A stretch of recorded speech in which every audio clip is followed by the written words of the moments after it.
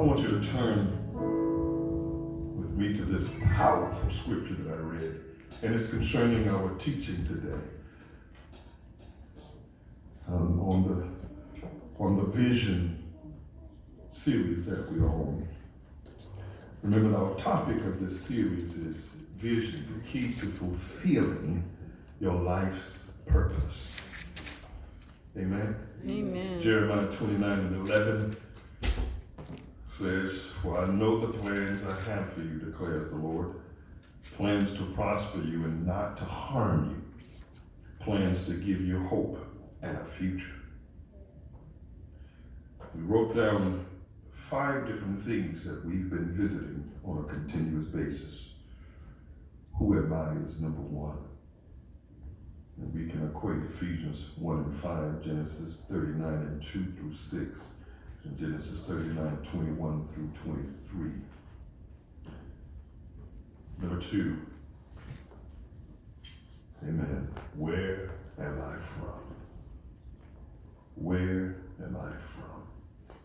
Genesis 1:27 through 28, the verses that goes with that, along with Genesis 2:15, 1 Corinthians 15:20 through 21, 1 Corinthians, the 5th chapter, verse 17.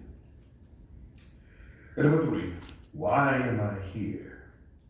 Jeremiah, the 32nd chapter, and verse 19, in Ecclesiastes 3:1, to everything there's a season, and to every time, to every purpose under the heaven. Amen. And the 4th thing, what can I do? Is what we're going to be focusing on today. Amen. What can I do? Now, the very powerful scripture that goes along with that is Psalms 139, verses 13 through 16. Amen. When you found it, let us say amen. 39:1, Psalms 139, verses 13 through 16 says, "For you formed my inward parts. You knitted me together in my mother's womb. I praise you, for I am fearfully and wonderfully made. Hallelujah. Wonderful are your works. Yes, Lord. My soul knows it very well. My frame was not hidden from you when I was being made in secret, woven in the depths of the earth.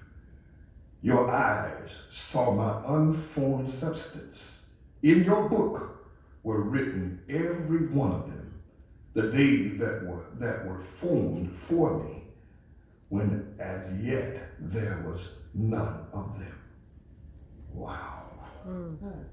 Yes, Lord. Isn't that a powerful scripture? Yes. And it goes along with what we're going to be dealing with today. What can I do? If you could put beside what can I do with potential. Potential. Potential, and again, I want to read something that goes along with what can I do. What is my true ability? And I want you to think about that. What is your true ability? They say that average humans only uses 10% of their brain. No one knows their ability except the manufacturer. So never let anything or anyone judge you based on their measurements of their taste or their thoughts towards you. Never allow someone to tell you what God has put within you based on his purpose for you. If you listen to the voice of those that don't know, you would walk in confusion. And you would never seek the things of God, because you would only be yielding towards those who you think have your answers.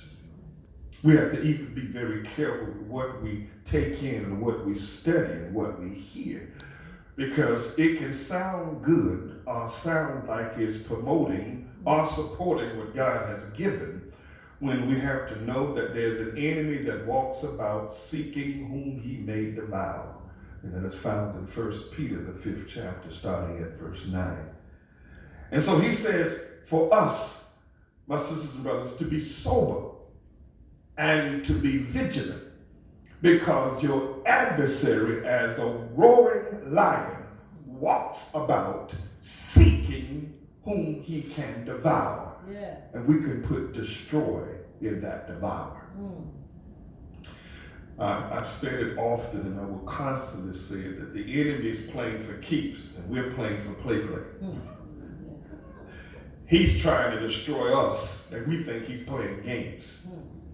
When in reality, he's not just trying to destroy us from our earthly existence, my sisters and brothers. He's trying to steal our eternity. He's trying to take away that which God says is ours. And he does it in so many subtle and tricky ways that we have to always be aware of what's going on around us. I was going to the bank this morning to pull some money out of the ATM, and it's right up the street. And I got back in the car and I told my wife, I said, the first thing I did was I had to case what was around me, right? Even though I was about to get what is mine, I also know that there's a thief that walks about who looks to steal, to kill, and to destroy. Yes. So I was looking for the thief, making sure that I can keep what is mine. Does that make any sense? Oh, yes. Just like you protect your money, you need to protect your soul. You need to protect your life calling. You need to protect who you are, because who you are is the fulfillment of your existence. And when you walk in the fulfillment of your existence, then trouble that comes is only fuel to give you more understanding of what God is doing and he's about to do. Yes. I looked up the word potential and what it meant. Potential generally refers to a currently unrealized ability. It is dormant ability, reserved power, untapped strength, unused success, hidden talents, capped capabilities. All you can be, but have not yet become, all you can do, but yet not have done. How far can you reach, but have not reached? What you can accomplish, but have not accomplished. Potential is unexposed ability and latent power. Yes. Wow. Wow. And when I looked at that potential, my sisters and brothers, I got a couple other things that I'm going to deal with when it comes to potential. But I looked at potential, Rod, as I looked at a seed. A seed is 3 parts. Okay? In the 3 parts of the seed, the first part is the embryo. Okay? The endosperm and the seed coat. Now, George, if I was to put a seed in your hand and ask you a question, what do you have in your hand? What would your answer be? Right? You answered how you thought. But in actuality, a seed has a tree in it and fruit that is on the tree based on the potential of what can be of the seed if the seed is planted in the right soil.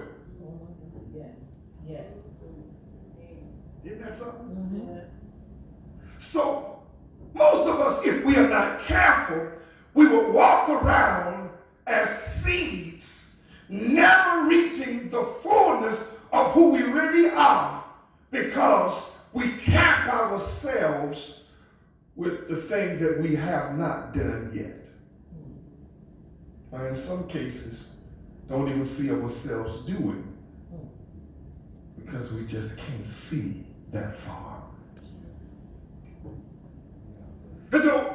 what has to happen to what's in your hand, and as long as it stays in your hand, it will literally be full of potential, but never come to the fullness of what it is.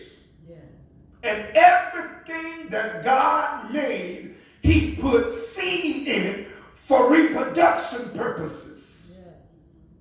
And for producing. Think about it. In your life, whenever you are not producing, what is your mindset? How do you feel? How do you talk?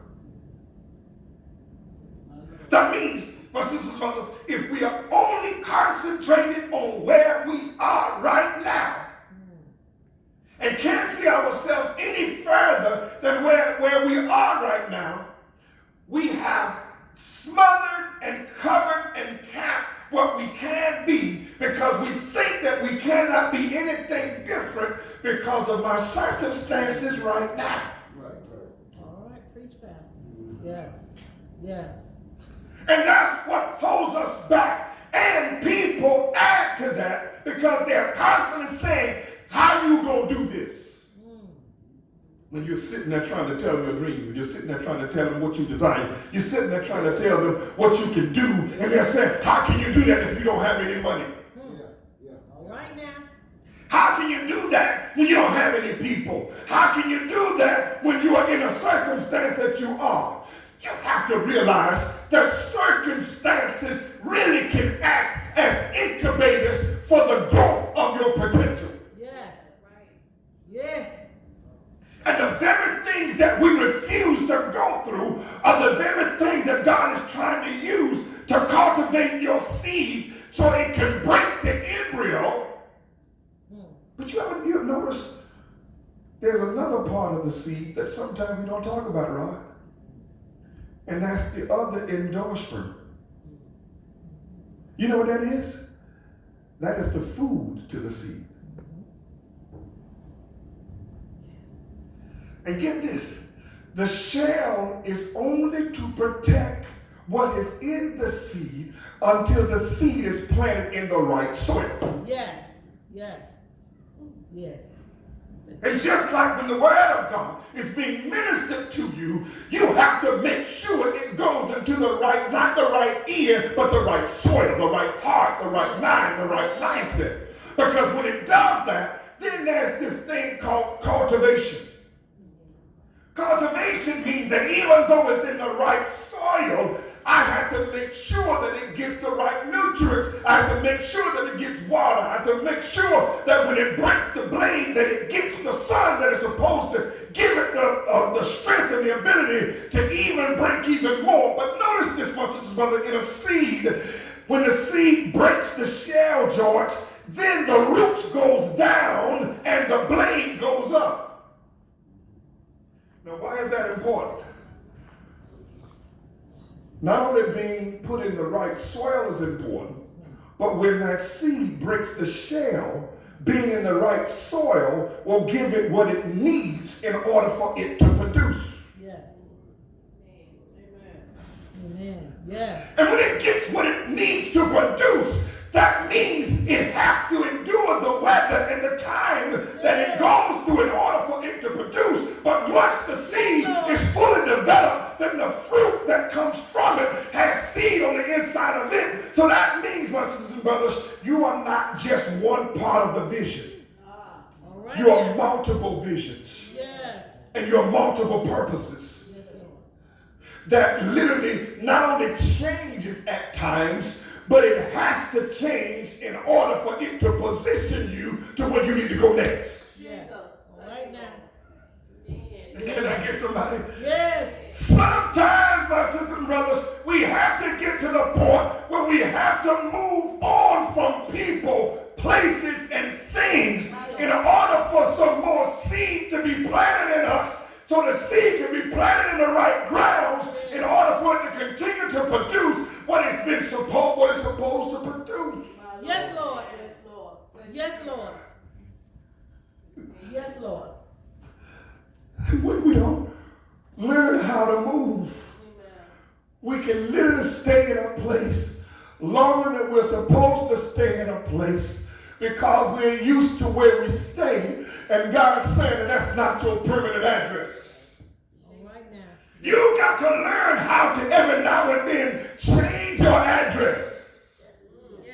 Meaning reposition your mind from the last circumstance to know that that's not who you are. That is only what just happened to you at that moment.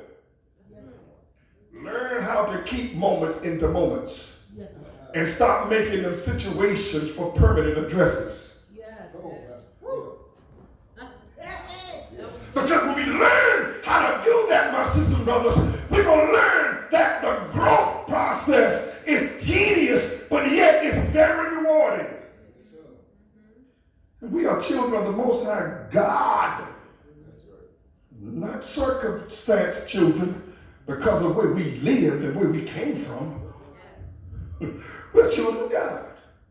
And until you sisters and brothers get that in your mind, you will always be controlled by what's around you. You'll always be controlled by who's around you. All right now. So we got to get to that point where we allow that seed to grow. Yes. But we got to put it in the right soil. Yes. Amen. Yes, Lord. I believe it was Luke that basically said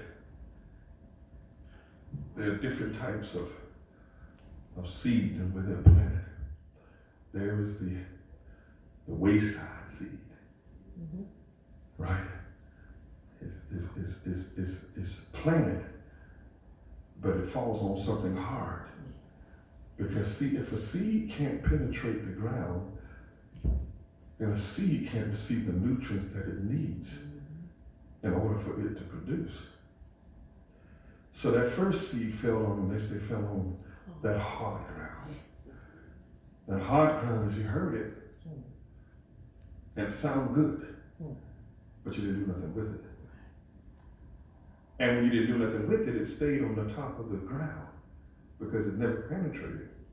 And then the birds can come along and eat it. Let me help you out with that. Don't let the birds of burdens eat your seed of production. Don't let the birds of worry chew up your seed. Don't let the bird of confusion, amen, and self-pity chew up your seed. See, self-pity is a harsh thing, but it's a reality. Because when we're in circumstances, it is how we talk to ourselves in the circumstance that will let us know how we are dealing with the circumstance. If you're saying in the situation that you're in, I don't see my way out. And most of the time, we say things like that based on past experiences. I've seen stuff like this before. And I'm going to tell you what the outcome is going to be because that's what the outcome was then.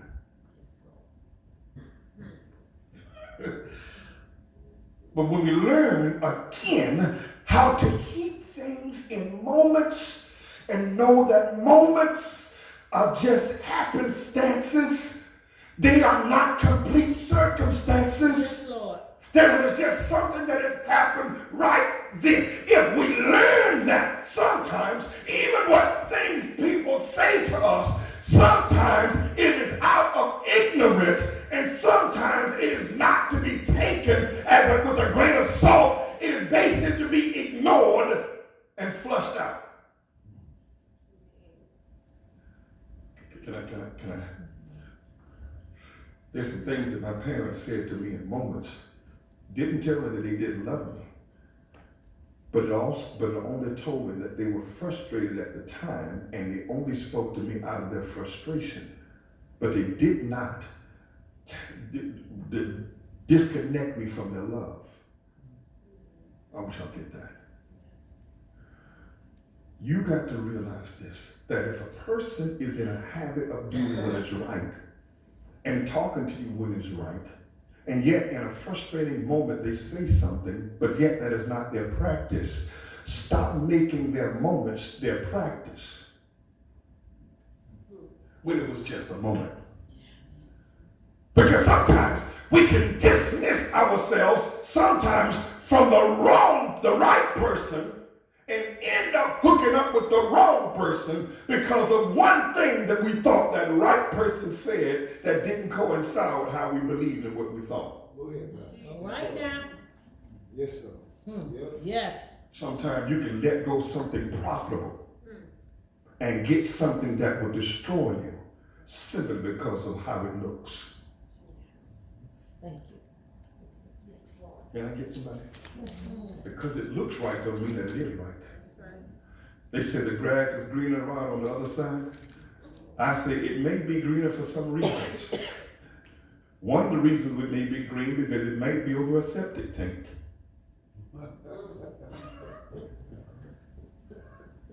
Think about that. Yeah. Everything that glitters is not gold. And just because it talked right for a moment, don't mean that it would talk right continually. All right now. Because some people know how to say the right things at the right time and what you need so that you can yield to what they trying to sell you. In other words, they selling you a lie.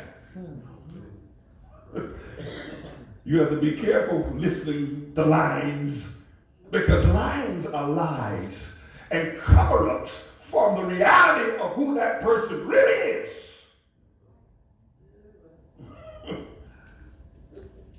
They come to you in sheep clothing, but inside they're ravenous wolves.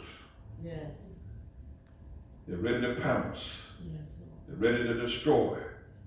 And you sitting there saying, yeah, but that gotta be God because I got it so easy. Understand about progression and production. My Lord. It comes as a result of things that we have to go through. Yes. Because in our serving God, we're constantly putting on and taking off. Yes. Y'all get that? We are constantly being defined by our situations that God allows us to be in. And when He defines these things, He's saying, let that go. And sometimes we say, well, Lord, if I let that go, I ain't going to have nothing. He says, good. All right now. Because in order for you to have something from me, you got to let go of that which is nothing. And if you're not willing to let go which is nothing, then He said, you can't get what is profitable in me. And sometimes what's in me seems like it's hidden, but remember, anything that is valuable and that's a treasure, everybody don't have access to it. Can I get some? Because if everybody had access to it, it would be something cheap, but something valuable. You got to pay for it. Yes. You got to have the right coins. Good stuff. Yes. Because if you don't have the right coins and somebody else is producing it, and you sitting there saying they think they something else, they are. Because they've learned something that you have not learned.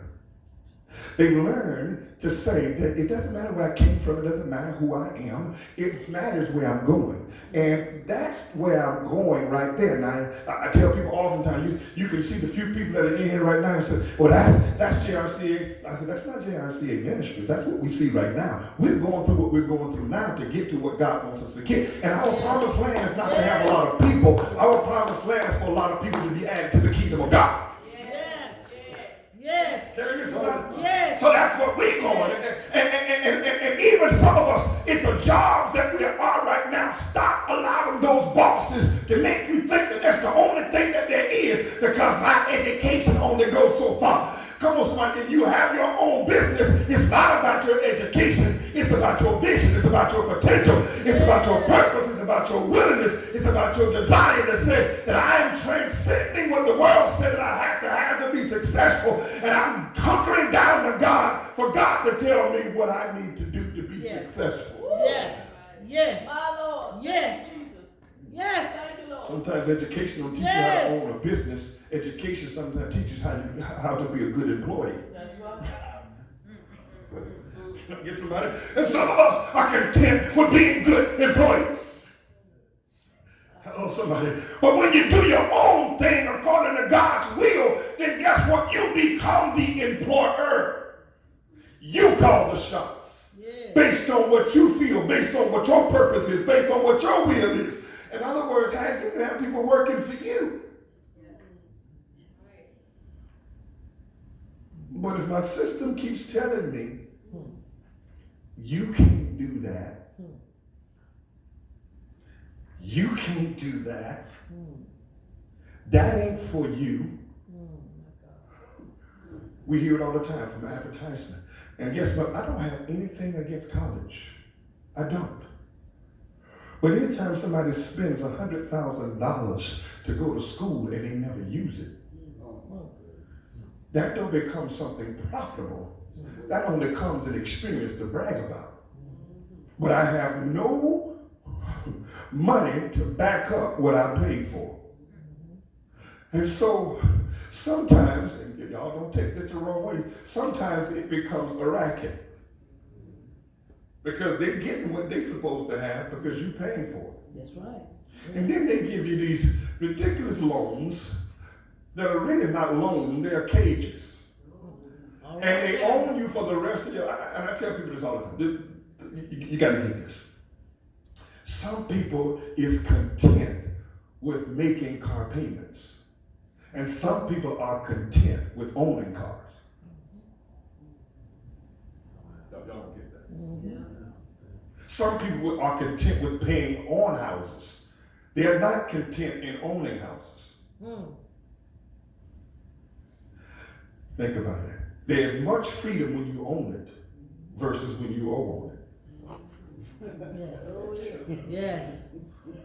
Think about it. Yes. We rejoice. Oh, I got a new house. But we ain't rejoicing because I got to pay for it for 30 years. My rejoicing would be, no, I'm not only paying for the house, I own the house. Yes, sir. And guess what? Advertisement makes you want to pay on something else. Y'all don't get that. Y'all don't get that nowhere else.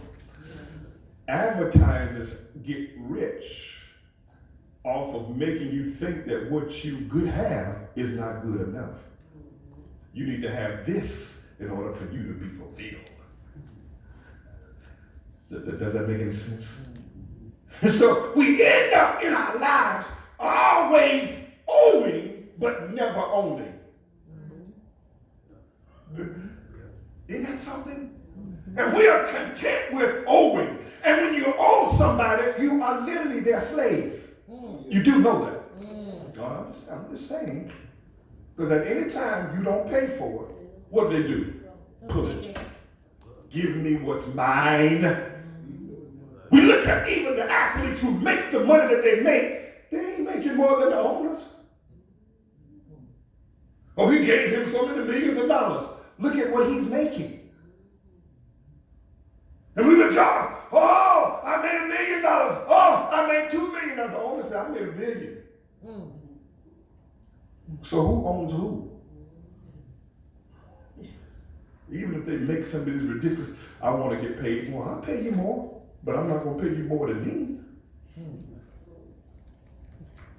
So sometimes athletes becomes commodities that are owned by owners.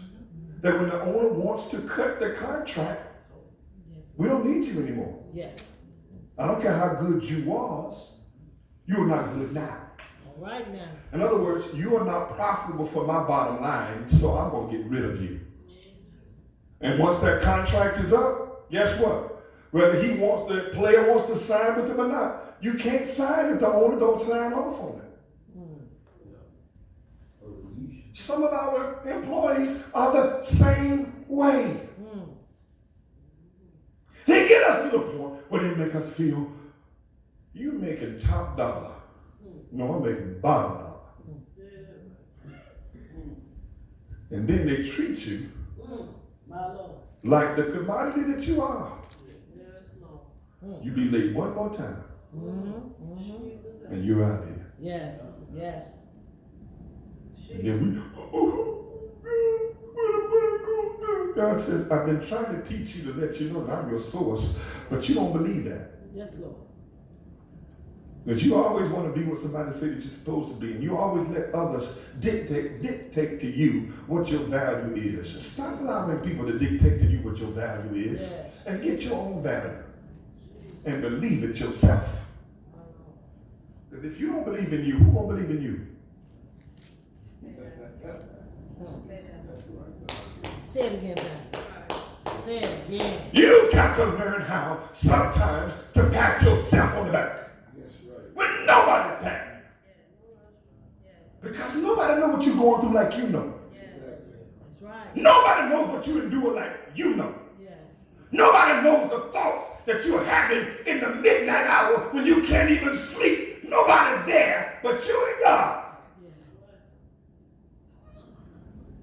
And you got to get to the point when you say, yes, Lord, Yes, Lord. and no to me. Right now.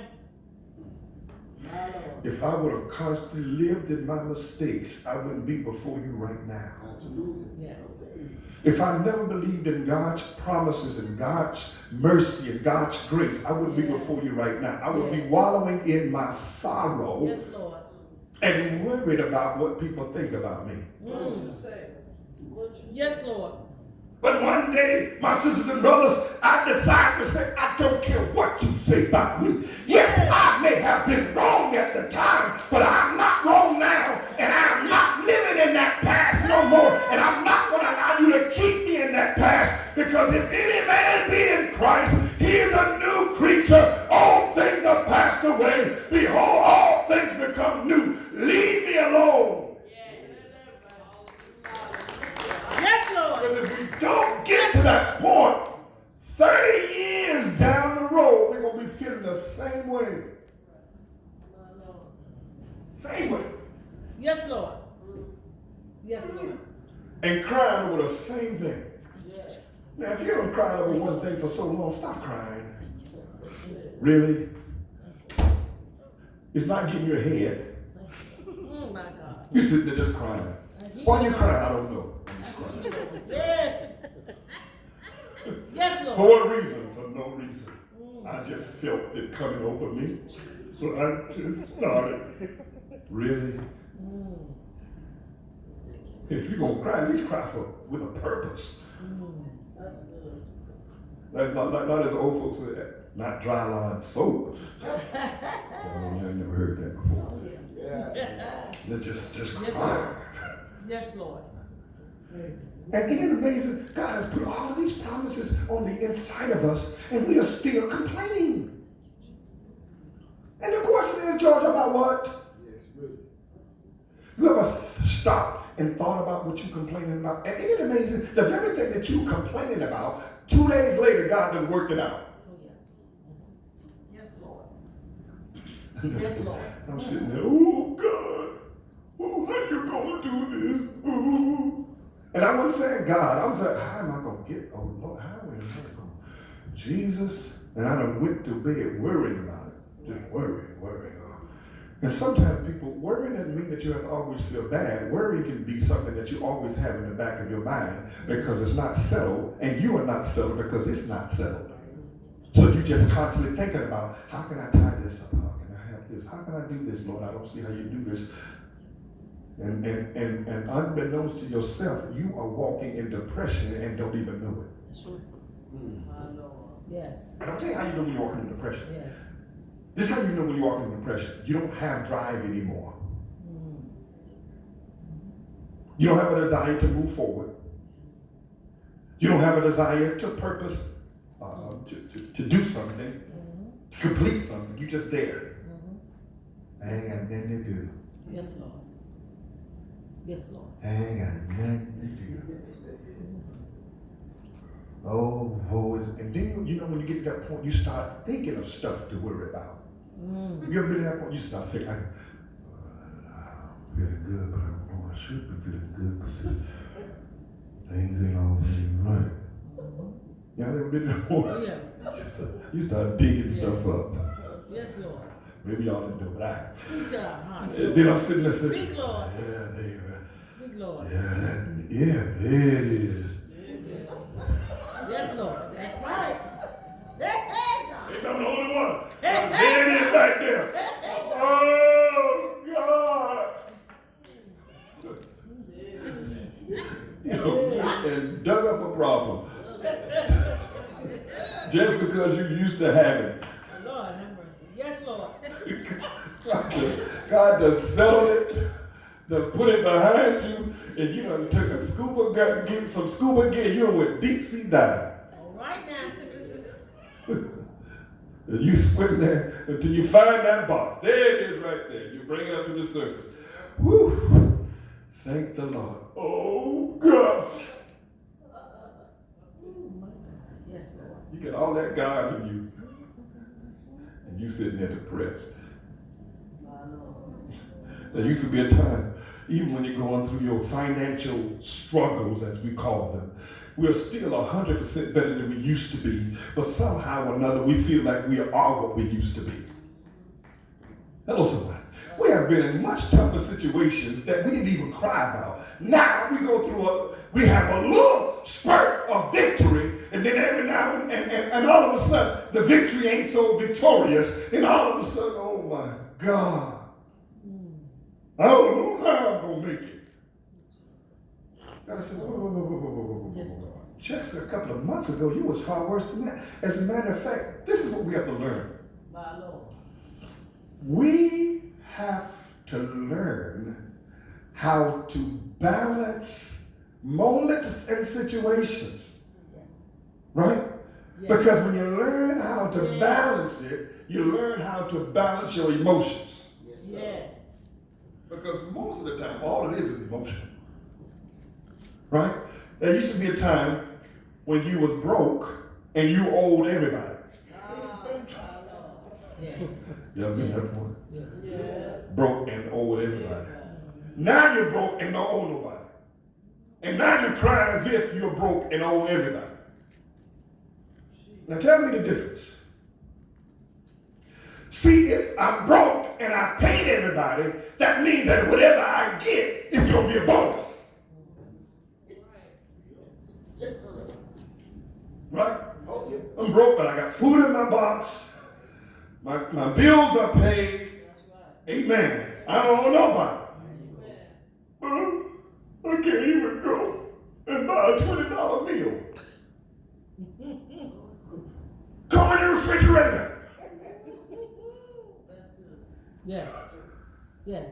People, don't you let people put you in a bondage because they tell you what you can't do. You can't even afford to pay $30 for dinner. I said the one that is paying $30 for the dinner, some of them, they done robbed Peter. Mm-hmm. They ain't paying their bills, but they look like they balling. Yes, Lord. Come on, somebody. All right now. And we sitting there letting them put us in bondage. Yes. I mean, my wife, we don't go out every week and every month, do we, honey? And I thank God that I have a wife. She said, baby, I'm good. Now, we do go out. I'm not saying we don't. But we have to understand, going out and spending money doesn't mean that you're victorious. In some cases, it means that you are unwise.